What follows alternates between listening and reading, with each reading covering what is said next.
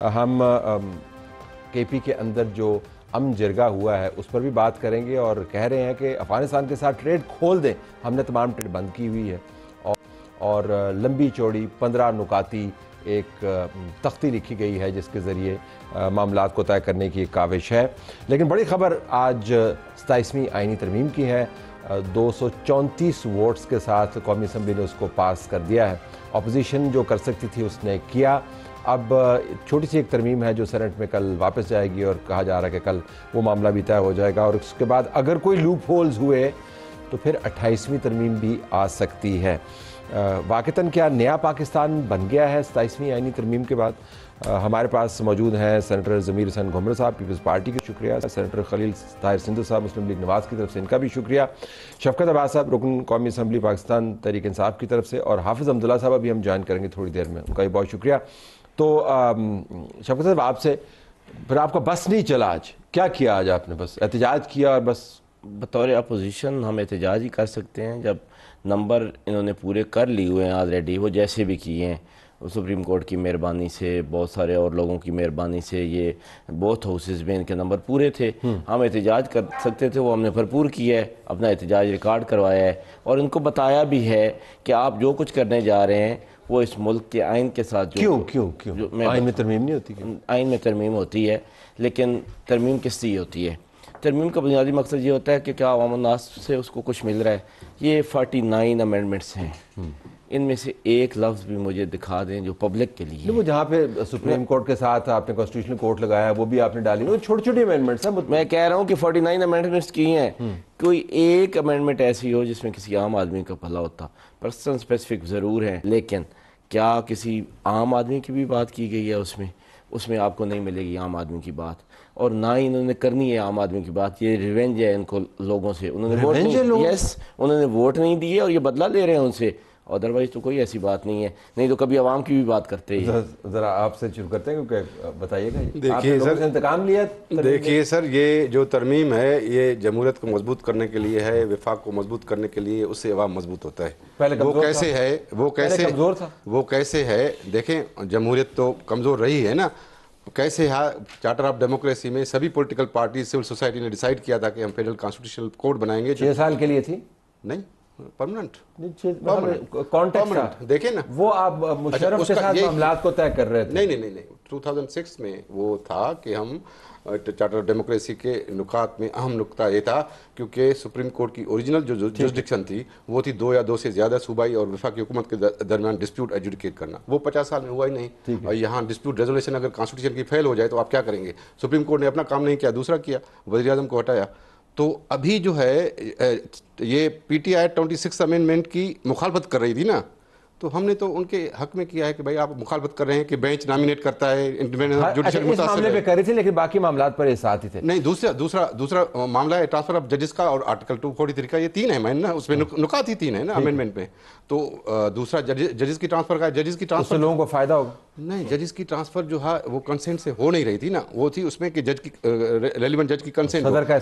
ابھی judicial commission کرے گا، اس میں 18 آدمی بیٹھیں گے جوڈیشل کمیشن میں جو جج کی ٹرانسفر کریں گے. ایسے نہیں ہوگا ہم ایک بندے کا تجزیہ کر لیں گے تو پھر اس میں پھر آپ کو پتہ چلے گا کہ 18 میں سے بہت سارے جو ہیں وہ ایک خاص جھکاؤ رکھتے ہیں. نہیں، اس میں 11 تو ججز ہیں، 9 ججز ہیں اور 2 بار کے نمائندے ہیں. 11 تو میجارٹی تو ان کی ہے. اچھا، اب مضبوط ہوگی جی جمہوریت؟ جی ڈیفینیٹ. فرسٹ آف آل میں پہلے اگر آپ مجھے الاؤ کر دیں، جو 26 امینڈمنٹ کی بات کی ہے، میری خوش قسمتی ہے کہ حافظ عبداللہ صاحب ادھر آئے ہیں.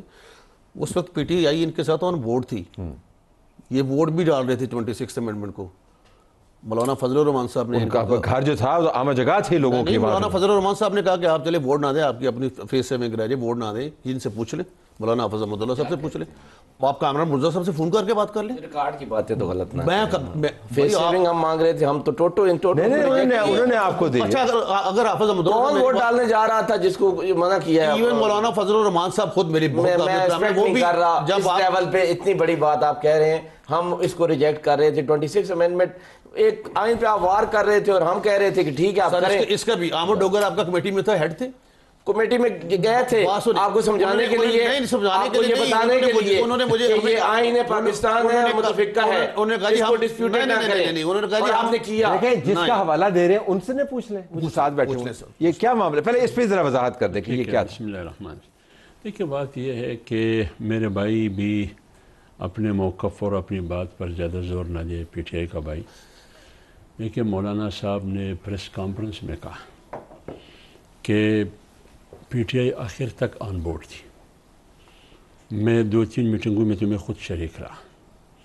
फिर जब मौलाना साहब पार्लियामेंट आए वोट के लिए, आप वो निकाल दे अपने रिसर्चर को कह दे कि मौलाना साहब की कितनी तारीफ़ें हो रही है। बहुत मौलाना साहब PTI की क़यादत कर रही है कि मौलाना साहब ने 26वीं आईनी तरमीम में जो एफर्ट किया, जो कोशिश की, वो काबिल तहसीन भी है, काबिल तारीफ़ भी है और तारीख़ी भी है। ये सारी बातें कि निकाल देना और रिसर्चर को कह दे अभी निकाल दे। नहीं, हमें आपकी बात है। यहाँ तक तो मैं तायद करता हूँ कि PTI हमारे साथ ऑन बोर्ड थी। अलबत्ता वोट के लिए नहीं आई। मौलाना साहब खुद कहते हैं कि मैंने उनको कहा कि आप वोट के लिए ना आए। साबित हो, मेरा जवाब ले लेंगे आप? नहीं वो उनको पूरी बता। तो ये मैं तो मौलाना साहब की बात कर रहा हूँ और आप दिखाएं, उसको कह दे कि आप रिसर्चर को अपना वो क्लिप निकाल दें। मेरी भी थोड़ी सुन लेंगे। थोड़ी नहीं, ज़्यादा सुनेंगे। उससे ये कि हम इफेक्टिव पार्टी हैं। तरमीम पास होने से 20 दिन पहले मैं KPK में जाके छुप गया था कि मुझे कोई उठा ना ले। अगर वोट देने की बात होती, मैं यहाँ पे रहता और आखिरी दिन जाता ना कि आज हमारा फैसला हो गया कि वोट नहीं देना। जिस दिन आप ये तरमीम आईनी या गैर आईनी जो भी इसे कहते हैं, हम तो बिल्कुल नहीं मानते कि इसका आइन से कोई तलक नहीं है और ना इस तरह की तरह आइन का हिस्सा है। अलग आइन से ऊपर थोड़ी लटकेगी, आइन के अंदर होगी। होगी। LFO भी आइन का हिस्सा बन गया था और 8वीं तरमीम भी जो की थी ज़ियाउल हक ने और 17वीं भी, ये सारी। लेकिन 26वीं में तमाम प्रोसेस में आप साथ थे, हमने खुद उसको कवर किया। गुजारिश मेरी भी सुन लें। अगर मैं झूठ बोल रहा हूँ तो नहीं, आप झूठ नहीं बोल रहे, हम कर रहे हैं तशरीह मुख्तलिफ। मैं ये कह रहा हूँ कि हमारे सिवाय 5 MNAs के सारे के सारे लोग, कोई KP में छुपा हुआ था और कोई 5 से 7 लोग ऐसे थे जिन्होंने कहा हम पंजाब में छुपेंगे और आपसे ये आपको ये इंश्योर करवाते हैं कि हम तक कोई नहीं पहुंचेगा, हम कहीं तहखाने में चले जाएंगे। Please let me complete. और 6 बंदे या 7 बंदे बैरून मुल्क चले गए थे, जिनमें से अभी भी 4 बाहर हैं और उनके पासपोर्ट वगैरह ब्लॉक। 27वीं आईनी तरमीम आ गई तो वो बाहर बैठे, उनके ब्लॉक कर दिए पासपोर्ट वगैरह, कोई इश्यूज हैं। तो इसलिए हमारे सिवाय 5 MNAs के तरमीम, ये इनकी जो 26वीं गैर आईनी या आईनी तरमीम है, उसको पास करवाने से 20 दिन पहले मैं और हमारे सारे साथी जाके छुप गए थे कि हमें भी उठा के ना ले जाया जाए। तो ये हालात है सर। आपने तो मैं तो हाफिज अहमद चले मैं हाफिज साहब के पास सुनी सुनाई है, तो मेरे पास आप बीती है। नहीं, मेरे पास एविडेंस है, मेरे पास आप बीती है। बल्कि जिस दिन मौलाना साहब वोट डालेंगे, वो आप बीती है, वो जग बीती है। नहीं, मौलाना साहब जब वोट डालने गए, आज बिलावल साहब ने भी कहा कि उन्होंने इनसे कहा कि इनका साथ दिया आखिर तक, और जो हमारी अमेंडमेंट थी अगर वो आती तो वो बिल्कुल। लेकिन इन्होंने वोट नहीं दिया ना, जिसमें इन्होंने वोट नहीं दिया तो इनका तो इनकी जमीन क्लियर है ना, उस जमीन क्लियर है, इन्होंने वोट नहीं दिया। जो आपके खिलाफ नहीं वो आपके साथ है। सिंपल सी क्या मतलब है?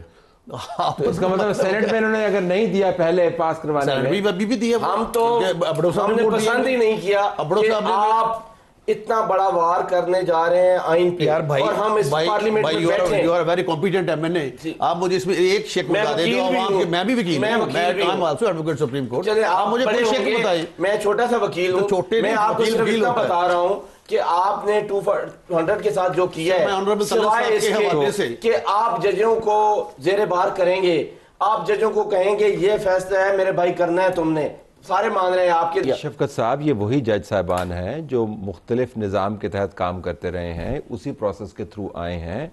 मैं इसके ऊपर खुजार एतराज़ात डाल सकता हूँ, कोई नया जज बाहर से नहीं ला रहे। गुजारिश सुन, ला रहे हैं? नहीं वो तो नहीं ला रहे। नहीं, मैं बता कहाँ पे ला रहे हैं? सर, नहीं आप ला रहे हैं नया जज सुप्रीम कोर्ट या हाई कोर्ट से जजेस। मेरी बात तो सुने, जो फेडरल कोर्ट बनेगी, जो फेडरल, उसकी कॉन्स्टिट्यूशन तो सुन ले मुझसे। जो ये फेडरल कोर्ट बनाने जा रहे हैं, उसका चीफ जस्टिस हमारे PM साहब अपॉइंट करेंगे। तो नेचुरली कहाँ से? नहीं, मैं बताता हूं कहाँ से? सुप्रीम कोर्ट से। तो सुप्रीम कोर्ट में जज बैठा हुआ है ना, मेरी सुप्रीम कोर्ट में बैठा काबिल कबूल है। बात तो सुन लें, मेरी रिक्वेस्ट तो सुन लें। उसके बाद जो 8 जजेस होंगे वो कहीं से भी ये अपॉइंट करेंगे। कहाँ से? वकीलों से भी। तो आगे जज कहीं लिखा हुआ है कि वो सुप्रीम कोर्ट से आगे जज कहाँ? दिखा दें। वकील भी हो सकता है, नहीं मुझे दिखा दे, वकील भी हो सकता है। लेकिन मैं संधू साहब, आपकी सारी तरमीम ठीक, अगर आप जजेस सुप्रीम कोर्ट से 8 लेंगे, تو میں آپ کی اس ترمیم کو بالکل مانتا ہوں. ایک منٹ رک جائیں. کہ بالکل، آپ پھر ٹھیک ہے، ٹھیک ہے، سپریم کورٹ ٹھیک ہے، سپریم کورٹ اور ہائی کورٹ سے نہیں، اس میں کوالیفیکیشن لکھا ہوا ہے. 3 کوالیفیکیشنز ہیں. جی. ایک اپنا جو ہے وہ ہائی کورٹ کا جج ہو، ایک تو سپریم کورٹ کا جج ہو، یا جو ہے وہ 20 سال اسٹینڈنگ کا وکیل ہو. میں آج آپ کو نام بتاؤں وہ 8 ججز جو آپ نے رکھنے میری بات سنیں نا. بریکنگ نیوز نہ دیں آپ ہمیں. نہیں پوچھ لیں، پوچھ لیں، وہ نام لے لیں آپ نے جو آپ نے 8 رکھنے ہیں. پٹ جاتی ہے بریکنگ نیوز، پٹ جاتی ہے. میرا تجربہ یہ ہے، پٹ جاتی ہے کیونکہ ابھی بھی کوالیفیکیشن رکھی ہے نا وکیلوں سے. ورنہ اگر سارے وکیل اکٹھے ہو گئے نا تو ہمارا پروگرام جو ہے مجھے پھر جو ہے نا فیڈرل کانسٹیٹیوشنل کورٹ میں جانا پڑے گا.